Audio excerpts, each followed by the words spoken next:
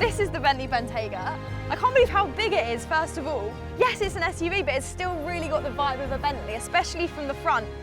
I'm actually really excited to drive this today.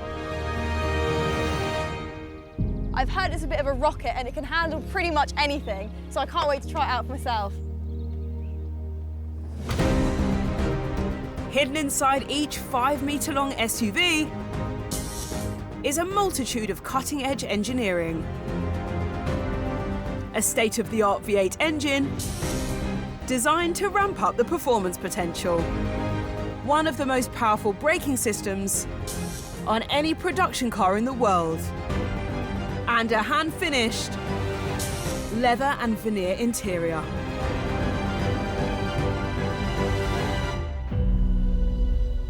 It's raining, there's mud. It couldn't get more British than this. And today, Katie is going to find out exactly what this car is capable of. Right, let's see what she can do.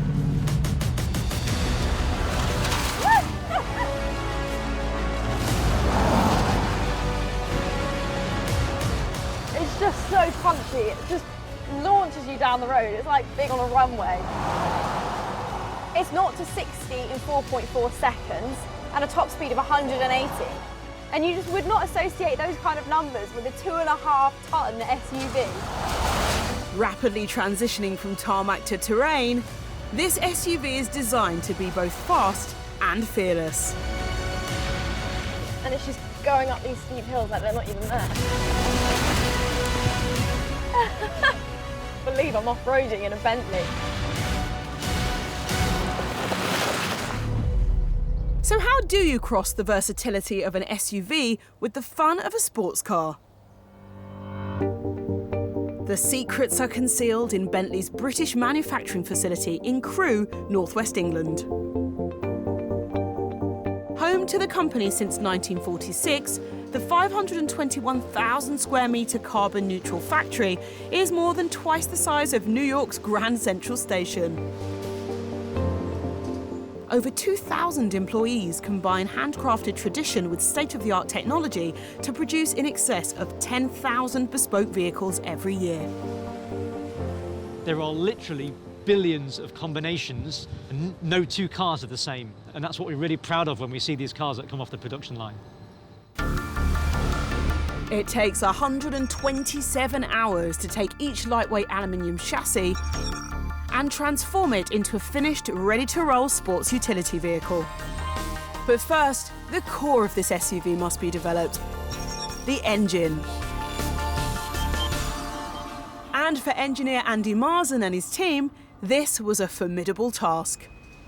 When we first started the Bentayga project, it was quite a scary proposition, knowing that within engineering we had to create a car that would go not only 180 miles an hour, but also have the off-road ability. To achieve top performance, the team needed to strike a balance between nail-biting acceleration and gritty pulling power. The ultimate goal was to have a car that can do absolutely anything, whether it's driving around town, doing long distances, driving in alpine environments or in the deserts of Dubai. And that's why it took 2 or 3 years of really intense engineering effort to bring all of those different performance facets together. The secret to the SUV's seamless power delivery lies in a precision-built engine. An SUV is not typically thought of as a supercar, but the level of performance is really starting to challenge some of the traditional supercars. Founded in 1919, this company has a long history in automotive production. Walter Owen Bentley's first car, the 3-litre, was inspired by his vision to build a good car, a fast car, the best in its class. The company's early vehicles triumphed in races at Brooklands and Le Mans. Then, bringing speed to the road, the 1952 R-Type Continental offered a previously unheard of cruising speed of 100 miles per hour with 4 occupants. And in 1980, the Mulsanne V8 arrived. Designed for greater power and comfort, it became a flagship model. Today, Andy and his team are creating an SUV.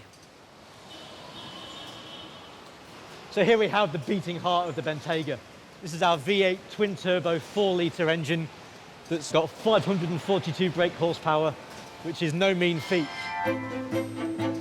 Starting out in the factory's engine shop, the core unit is married to the transmission, making an assembly that's relatively small for the punch-it packs. The secret to this is an ingenious power boost. These are the turbos, which are mounted in what we call the hot V of the engine. These provide the extra torque to help propel the car to 180 miles an hour. The turbochargers turn energy from exhaust gas into additional power, allowing this compact engine to produce more horsepower than it ordinarily could. In terms of the results, I think we're all incredibly proud of what we've developed. Deep in the countryside in southwest England, Katie is about to put this engine to the test. Although it's 2.5 tonne, it has got 542 horsepower to go with it. And I really want to see what that feels like, so I'm just going to accelerate and see.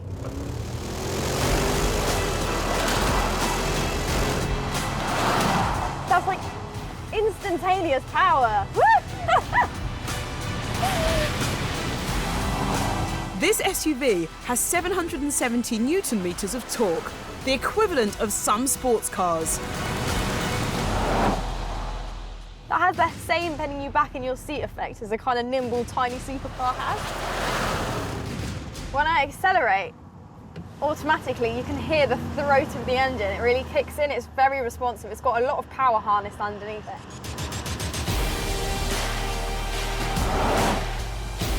It's a car that's full of surprises. That initial shock of, okay, this thing really goes. And when you think this is an SUV here, it's really not what you would expect at all from a car in this category. It's not just designed with comfort in mind. They've really combined the performance element to make it a supercar. It's not just about being the classic cruiser. Actually, this car means business.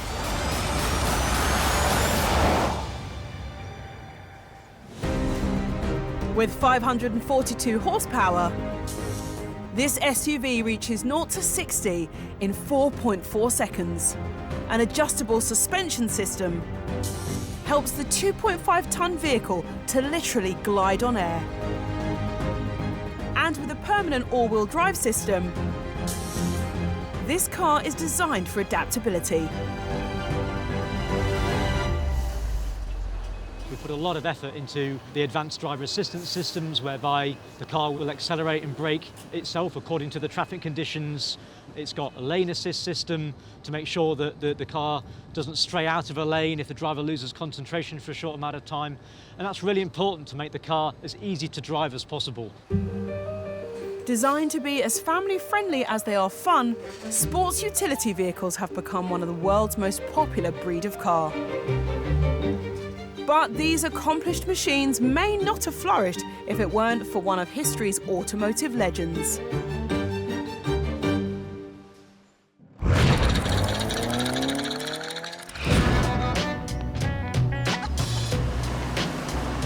Oh yeah, this is old school.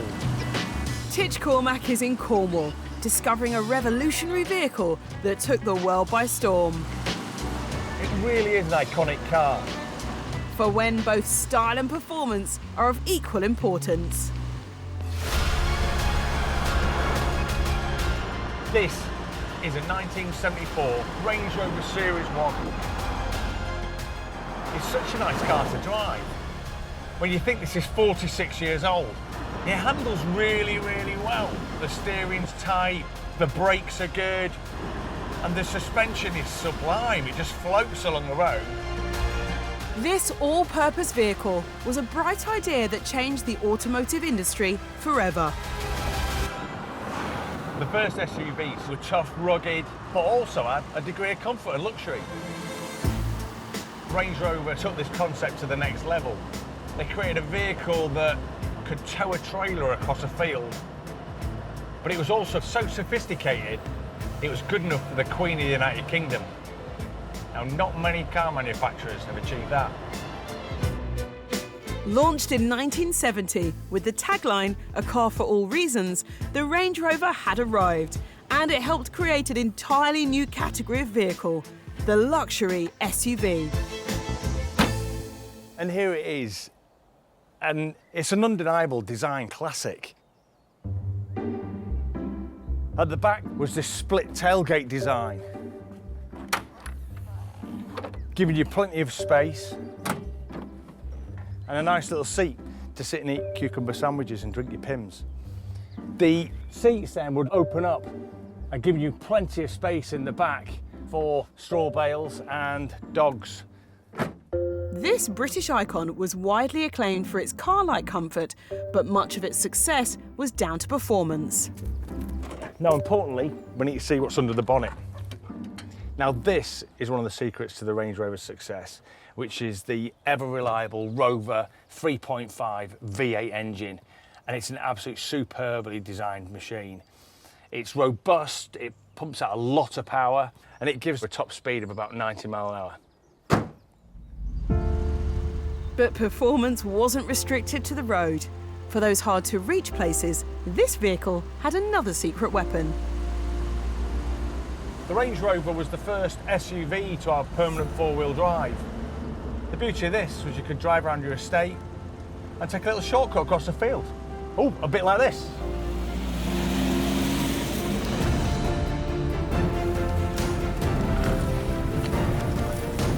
Here we go, go on, kid.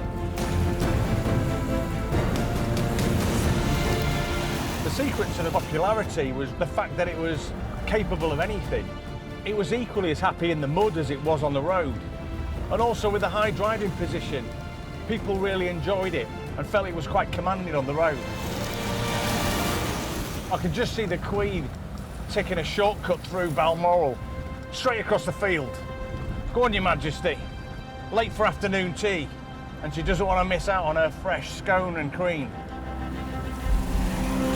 The Range Rover won the first ever Dakar Rally in 1979 and went on to become one of the most desirable SUVs in the world, achieving more than 1 million sales along the way. It really was a game changer in luxury SUV. It set the standard, and it set the standard for its successors. What I love the most is its versatility. It's adaptable, it's luxurious, and most of all, it's so much fun.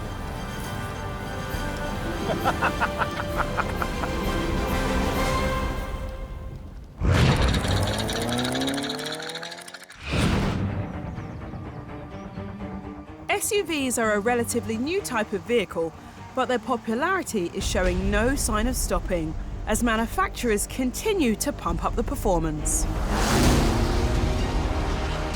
And with a top speed of 180 miles per hour, this SUV supercar leaves the 1970s Range Rover at the start line. It's quite quiet when you're just cruising along, and then actually as soon as you start accelerating, it just has this really loud, kind of really deep V8 sound. As rally driver Katie Munnings is discovering. It sounds like it's not just for cruising, let's put it like that. Designed for finely tuned responses at the push of a button. I'm just switching it into sport mode to see what that's like. Oh my God. That is actually way more than what I expected. This car is one of the fastest SUVs in the world. You kind of go into race car mode, which shouldn't really be there on an SUV when you think about it, and I think I absolutely love the fact that it's there. Being fast off the mark is one thing, but how do you bring a vehicle the weight of a rhinoceros to a safe stop? The answer lies inside the factory in Crewe. The brakes are a really important part of its overall performance. The brakes are all about driver confidence. You've got a car that is incredibly quick in a straight line, but yet it's got a lot of weight to it. And what that means is there's a lot of energy that you need to dissipate through the braking system to get the car slowed down when you want it to. And the key to this SUV's stopping power lies in some almighty disc brakes. Here you can see the front brake system. You've got the 450mm disc, which is about the biggest on any production car. And it's so big because it needs to absorb a lot of heat. It's got a caliper with 6 different pistons behind here that really squeeze the braking force onto the disc. These finely tuned disc brakes allow the SUV to go from 60 miles per hour to a complete stop in just 34 metres. Normally, brakes that are very powerful can have side effects such as noises and vibrations, but we've got to have the best of both worlds, performance and refinement. It can't make any noises, and it's got to give the driver a really consistent, really confidence-inspiring brake pedal feel at all times. It was a very challenging engineering exercise, actually. Out on wet country roads, Katie is putting this precision braking system to the test. It's just started raining quite heavily. It couldn't get more quintessentially British than this. It's very autumnal, it's very greasy, it's muddy. The perfect conditions to see how these brakes perform. It's just a smooth acceleration. It's just comfortable to be cruising along. So actually the stopping power is really important to counteract that, especially on a narrow, windy country lane like this in the wet. So we're going to test the brakes. On an empty stretch of road, Katie is going to perform a practice-controlled stop. Now I'm braking hard. Yeah, it stops well. It gives you exactly that feedback that you want to have as a driver. The stopping power is insane. And it's simple physics, really. The bigger the brakes, the bigger the stopping power, because the brake pads have got a bigger surface area to work on the bigger brake disc. Capable of operating at several hundred degrees centigrade, these brakes are designed not to overheat, even under aggressive braking. There's no wheel lock, the suspension dips nicely on the front, really good weight transfer, and then it's responsive with the steering when you're entering the turn as well. I know it's funny to say, but it almost feels like the kind of sensation that you get in a race car on a wet track. Just because it is so responsive, it's so predictable, and I think that's what you really want when you're driving in any kind of difficult conditions.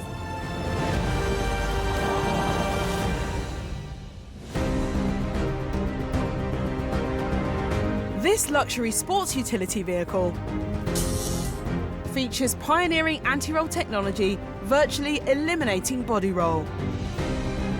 The largest brake discs ever fitted to a Bentley.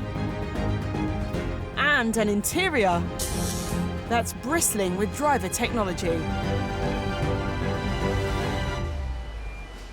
But for when the tarmac runs out and the forest trails begin, this car needs another trick up its sleeve. Alan Robson is head of assembly. We've got to try and deliver the performance on road in terms of speed, acceleration, but also in the modern world, that off-road capability as well. This SUV might be designed to be versatile, but what happens when the idea of versatility is ramped up to its most extreme?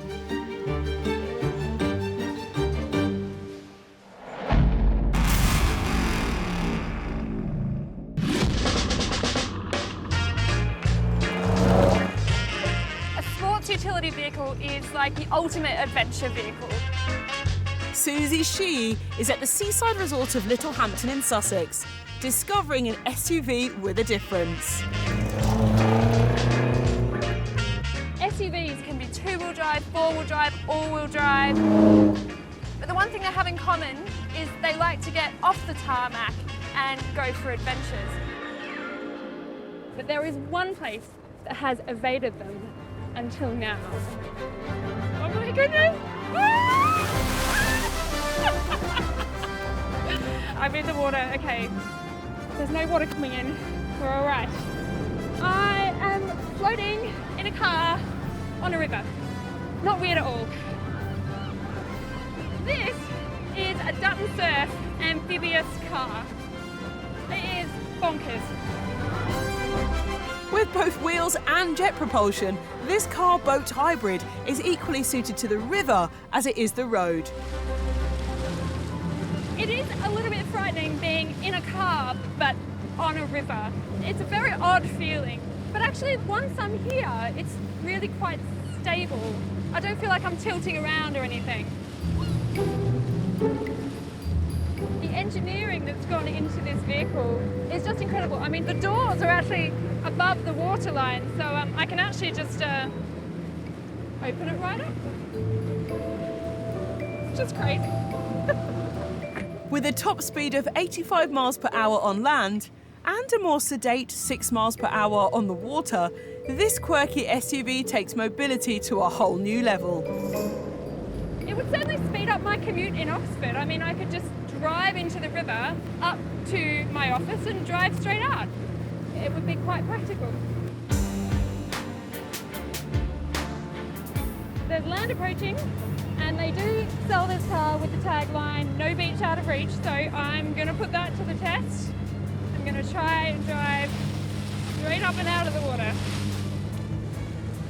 Hopefully I'll feel the wheels on the ground in a second. There we go, out of gear, into 4H car mode, first gear, and smooth transition out of the water. Yes, all right. Woo. Thanks to some out-of-the-box thinking, leaking holes and mouldy interiors are no concern for this aquatic SUV.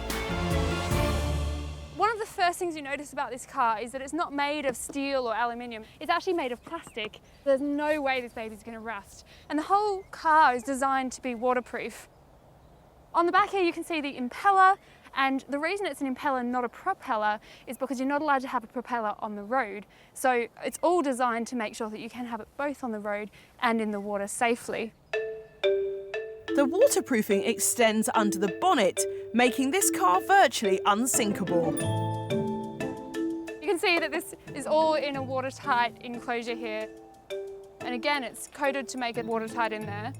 Everything about this car is designed with water in mind. It's designed to be a fun car that you can take absolutely anywhere, including a river. There is a lot of water right ahead of me. Let's do this. Woo! All right, into boat mode, into third gear. And we got it, yes!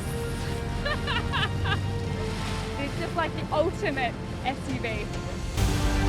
In 2006, the Dutton Surf successfully crossed the English Channel and has since become popular the world over, both for beating the traffic and aquatic adventures. It's just far more extreme and crazy compared to anything else I've ever driven. It looks and feels like a normal car, but it's really not. It's wacky, it's ingenious, and it's absolutely ridiculous, but it's fun. It's very fun.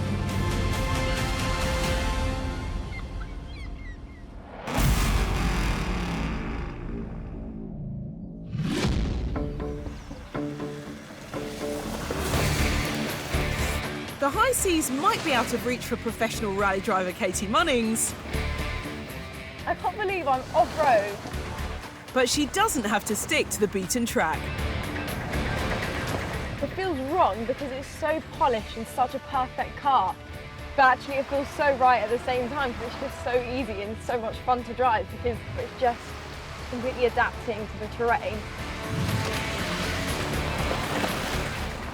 It's got so much power. As soon as I think, oh, it's getting steep or it's a bit slippery, I don't even have to think about taking momentum into the hills. It literally will just go as soon as I put my foot on the accelerator.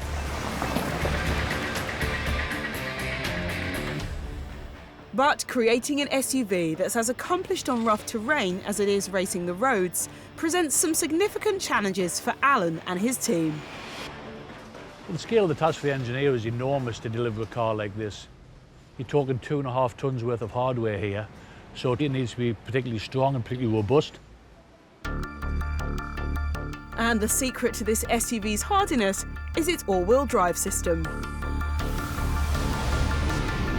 A traction solution designed for both rapid acceleration and rugged terrain. So the biggest challenge is we need a drivetrain and we need a power system that's going to give us both the traditional expectations in terms of its performance, but of course it's got to have that off-road capability as well, and that's what this underbody system gives us with the all-wheel drive. The active all-wheel drive system splits power between the front and rear axles or individual wheels via 3 differentials. If slippage is detected, drive is sent to the wheel that has grip, helping pull the vehicle over the surface. All-wheel drive gives you the ability to change the power either up or down by independent wheels, which gives you the flexibility you need. With the engine and gearbox connected and the differentials installed, all that's left is to link them together. What's happening here is these 2 colleagues are sub-assembling the underbody section. So you can see the rear axle's gone on, you've got the exhaust system, manifold, almost all in place now. And then the next step is they're going to connect the drive shaft from the front to the back. That, of course, is critical and part of the engineering. Here it is coming in now. The drive shaft is a spinning tube that transmits engine rotation and torque between the front and rear wheels, creating motion.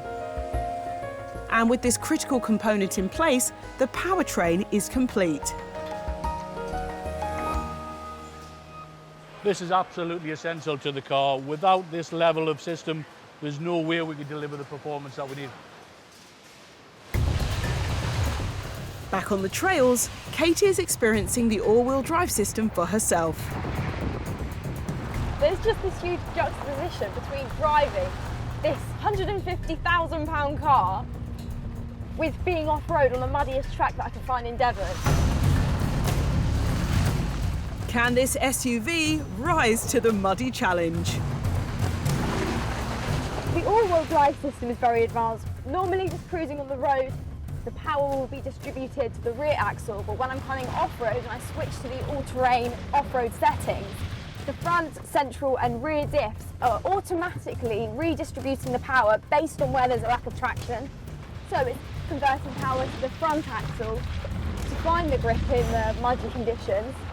And then as soon as it senses that you've got traction again, it redirects the power back to the rear axle for performance. So it's always that active system balancing performance and traction. Driving on level ground is one thing, but how will this SUV fare when things get a little more vertical? Oh, quite a steep hill here. Am I going to go up here?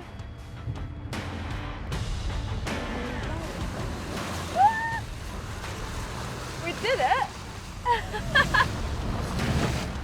I think I struggled on a quad bike to get up here. That was full concentration.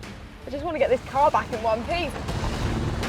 It is really slippery today, and when you think this is a 2.5 ton car that I just managed to drive up that steep hill. It's incredible when you think about it. This is kind of a family car. This is an SUV.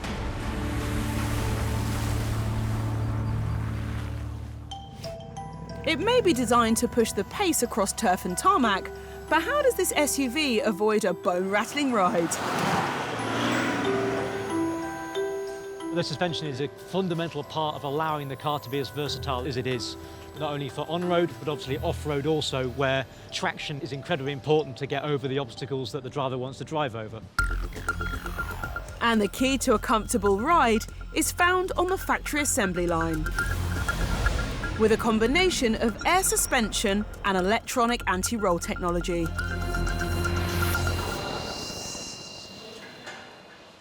So here we can see the suspension. Air suspension is a great tool for us. So in here, the air can compress over the bumps and make the ride really, really soft. It's got the damper built in that helps to then dampen out the oscillations in the suspension and give you a nice, smooth ride. It enables the driver to feel like they're driving on a thin cushion of air between them and the road. But what it also does is allow us to pump air in and out of the system to raise and lower the ride height. That's really, really important, not only to lower the car when we're in sport mode to make it really hug the road, but for the off-road modes, we can raise the suspension by up to 40 millimeters to make sure that you've got a great ground clearance so that you can go over those obstacles that you want to pass over. But the real secret lies in some pioneering technology. So you've got the dynamic ride system here.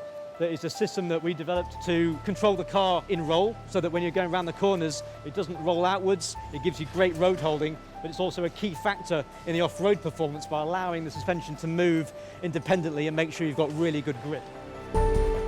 Combined with the air suspension, it forms a system designed to give the smoothest ride possible. As we move towards the back, we can see here that the manufacturing colleague is fitting the dampers to the rear suspension. It's a sense of achievement seeing all these parts coming together.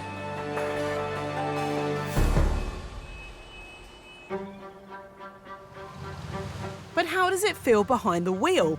Katie is testing the ride quality over some jarring terrain. Water splash. A bit of a bump there. I'm just not used to going through these potholes in a Bentley. But it has to be a smooth ride for everyone. So that's the job of the suspension, to absorb bumps and ruts and potholes in the ground that otherwise might cause damage.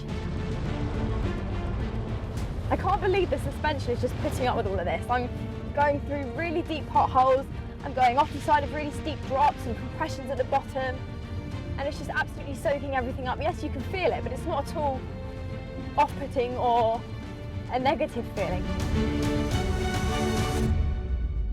It may be able to handle the bumps, but can the dynamic ride system help this car keep its grip as Katie takes to the turns? I can feel as I'm turning into the corners, you don't get that wallowy feeling like one side isn't really connected to the ground. The anti-roll bar really brings it down and really keeps the car low and centred, and especially on these fast, sharp turns,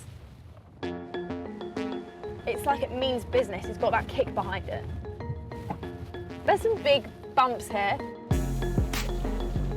And knowing what goes into perfecting these cars, I think it makes me 10 times more nervous about taking this off-road, purely for the fact of how precious it is and how you don't want to put a single scratch on it.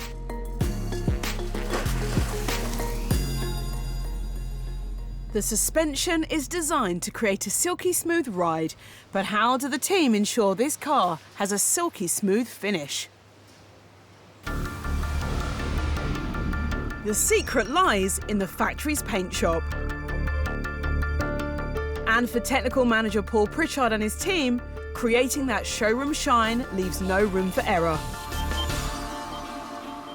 There's lots of challenges through the process. There's always going to be dirt in the atmosphere and dust. We've got to keep that off the painted surface of the car.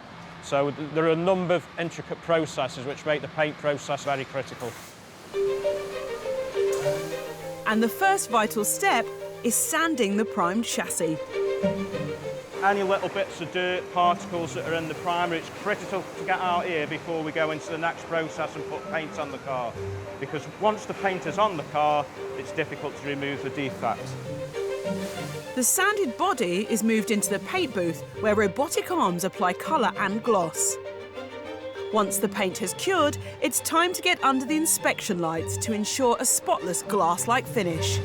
So we've now entered an area which most people don't get to see, and this is the final paint polishing line. This particular station here, we're polishing the roof and we're polishing the bonnet. As you can see from the blue specks of polish on the car, that's where we found imperfections. So we polish those out, and then that gives us that nice glossy finish that we can see.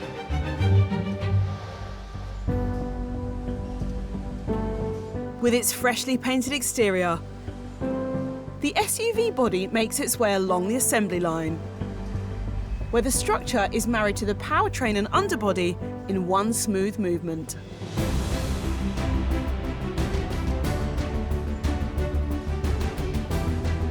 So this is when the car really starts to look like the shape that we know. It's great seeing all these parts made in different locations around the factory, all come together and fitting together very perfectly is of course a great achievement.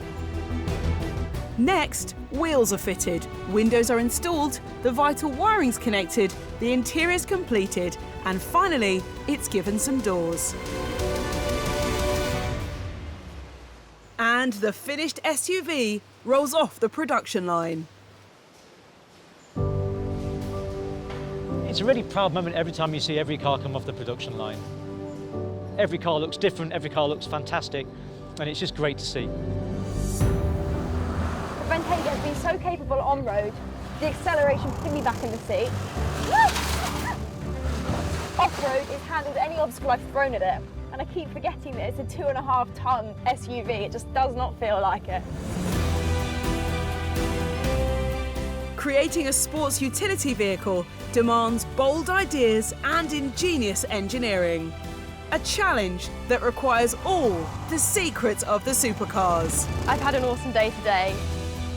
I love off-roading, it's where I feel at home, and I think doing it in a car that I would not expect to be able to handle it was just the cherry on top of the cake for me.